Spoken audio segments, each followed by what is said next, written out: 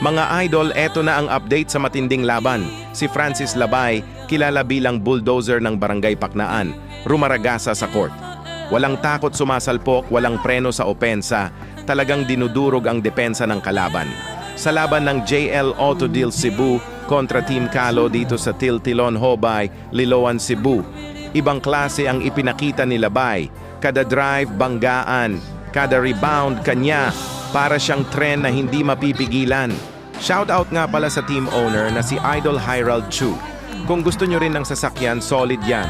Barato ra kaayo iyang mga unit, mga boss. At kung nagustuhan nyo ang performance na to, huwag kalimutan.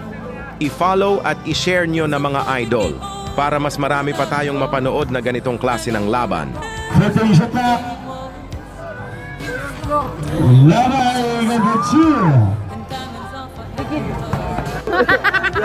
Defense. What? Piligon kayo. Boy. Energies. Pagpasok na Karang Defensivo. Muna ligon na defense. Balte, numero sa clock. 15, numero sa clock.